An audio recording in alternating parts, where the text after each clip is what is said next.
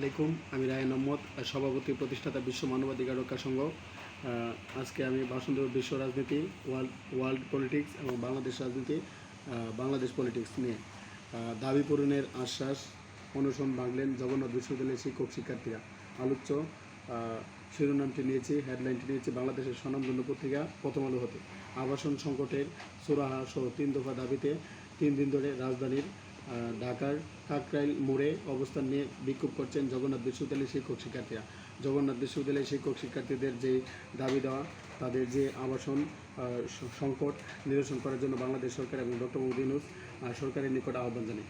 বাংলাদেশের ঢাকা বিশ্ববিদ্যালয়, ঢাকা ইউনিভার্সিটি, চিটাগাং বিশ্ববিদ্যালয়, চট্টগ্রাম বিশ্ববিদ্যালয়, রাজশাহী বিশ্ববিদ্যালয়, খুলনা বিশ্ববিদ্যালয়, বরিশাল বিশ্ববিদ্যালয়, Bangladesh university of engineering and technology, Bangladesh প্রকৌশল প্রযুক্তি বিশ্ববিদ্যালয় এবং খুলনা প্রকৌশল প্রযুক্তি বিশ্ববিদ্যালয়, রাজশাহী প্রকৌশল প্রযুক্তি বিশ্ববিদ্যালয়, চট্টগ্রাম প্রকৌশল প্রযুক্তি বিশ্ববিদ্যালয়, চট্টগ্রাম ভেটেরিনারি এলিমেন্ট সায়েন্সেস বিশ্ববিদ্যালয়, কুমিল্লা বিশ্ববিদ্যালয় সহ সারা বাংলাদেশের সকল বিশ্ববিদ্যালয়, ইউনিভার্সিটির ছাত্রছাত্রীদের হল আছে থাকার জন্য। আবাসন সংকট তাদের তেমন নাই। জাহাঙ্গীরনগর বিশ্ববিদ্যালয় তো শতভাগ আবাসিক বা বিশ্ববিদ্যালয়। সুতরাং জগন্নাথ বিশ্ববিদ্যালয়ের ছাত্রী এবং শিক্ষক কর্মকর্তা কর্মচারীদের পাশে আছি। এবং বাংলাদেশ সরকার, আমি দেখলাম প্রথম আলো, ডেইলি স্টার, খালির কণ্ঠ, ইত্তেফাক, জনকণ্ঠ, আমার দেশ, মানবকণ্ঠ, গণকণ্ঠ এবং Somoy television, independent television, Jamuna television, 71 television এবং ডিবিসি নিউজ চ্যানেল এবং channel I, RTV, NTV, news 24, channel 24 সহ বাংলাদেশের পত্রিকার মাধ্যমে এবং টেলিভিশনের মাধ্যমে জানতে পারলাম জগন্নাথ বিশ্ববিদ্যালয়ের দাবি দেওয়া বাংলাদেশ সরকার, ডক্টর মোহাম্মদ ইউনূস সরকার মেনে নিয়েছে। আমি জগন্নাথ বিশ্ববিদ্যালয়ে 5টি বা 10টি হল করার আহ্বান জানাই এবং জগন্নাথ বিশ্ববিদ্যালয় বাংলাদেশ এবং সারা বিশ্বে তাদের জ্ঞান মেধা, প্রতিপত্তির জ্ঞান মেধা, যোগ্যতার, কোয়ালিফিকেশনের, নলেজের প্রমাণ রাখছে।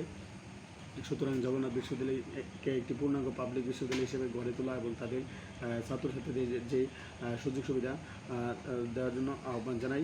এবং ঢাকা শহরের মতো একটি ব্যস্ততম নগরীতে, busiest city in Asia and world, সেই জায়গাতে টাকা পয়সা অনেক লাগে। গরিব, অসহায়, দরিদ্র মানুষের 80% ছেলেরা পড়াশোনা করে জগন্নাথ বিশ্ববিদ্যালয়ে, তাদেরকে একটি আবাসনের ব্যবস্থা করা উচিত। আমি জগন্নাথ বিশ্ববিদ্যালয়ের ছাত্রছাত্রীদের পক্ষে অবস্থান নিচ্ছি। বিশ্ব মানবাধিকার রক্ষা সংঘ, রায়হান আহমদ একাডেমি জগন্নাথ বিশ্ববিদ্যালয়ের পাশে আছে। হযরত মুহাম্মদ সাল্লাল্লাহু আলাইহি ওয়াসাল্লাম, হযরত আদম আলাইহিস সালাম, হযরত ঈসা আলাইহিস সালাম, হযরত মুসা আলাইহিস সালাম, হযরত ইব্রাহিম আলাইহিস সালাম, হযরত নূহ আলাইহিস সালাম, হযরত হুদ আলাইহিস সালাম, হযরত লূত আলাইহিস সালাম, হযরত সালেহ আলাইহিস সালাম, হযরত ইসমাঈল আলাইহিস সালাম, হযরত ইসহাক আলাইহিস সালাম, হযরত আইয়ুব আলাইহিস সালাম, হযরত শুআয়ব আলাইহিস সালাম, হযরত জাকারিয়া আলাইহিস সালাম, হযরত ইয়াহইয়া আলাইহিস সালাম, হযরত দাউদ আলাইহিস সালাম, হযরত সুলাইমান আলাইহিস সালাম, হযরত হারুন আলাইহিস সালাম, হযরত উজাইর আলাইহিস সালাম, হযরত দাউদ আলাইহিস সালাম, হযরত সুলাইমান আলাইহিস সালাম, হযরত ইয়াস আলাইহিস সালাম, হযরত যুলকিফল আলাইহিস সালাম, হযরত শীশ আলাইহিস সালামের পদাঙ্ক অনুসরণ করে সারা বিশ্বের সকল জীব, প্রাণী ও মানুষের মুক্তির জন্য কাজ চালিয়ে যাবো ইনশাআল্লাহ।